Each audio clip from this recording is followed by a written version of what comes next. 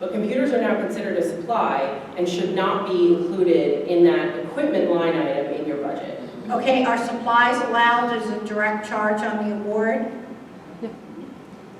Well, you're shaking your head. I didn't tell you what kind of supplies. Well, it depends. It depends. Okay, you see what I'm saying?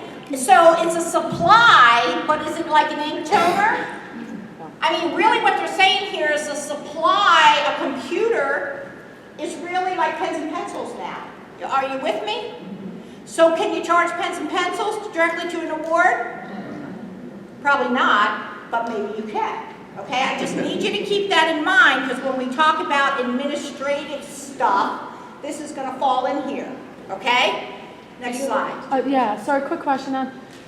With now, you know, really the flexibility of charging computers, are you guys still maintaining that level of documentation and support and justification as you would have previously? So Nula asked at the University of Maryland, now that there's, and this will fall into administrative stuff too, we'll talk about it, are we keeping the same level of documentation that we used to in the past? It is such a great question.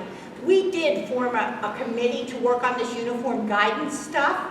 And when we really looked at it, whether it was supplies or whether it was admin time, and I'm going a little bit out of order here, we really thought that the bar that we set on the uniform, at the University of Maryland, even under the circulars, was about this high. You had to show that it was necessary, reasonable, and all this stuff. So really, when it came down to it, we didn't change that, because we read it to interpret it the same way. Look, I mean, let's be honest.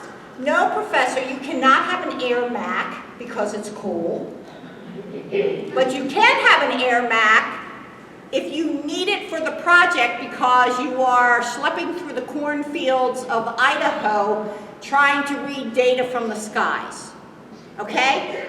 That's what it's asking us to prove. When is it a thing that it's cool, and when is it because I really needed to do my research? So the threshold for us didn't change, but I will tell you, we have activated a little code in our system to say, hey, this person's allowed this. This award is allowed this, not the person. Because later on, we're going to go back and do an analysis based on subcodes. If this code means you shouldn't have charged it and this subcode has greater than 0, I need a list of that. So I need to start asking questions.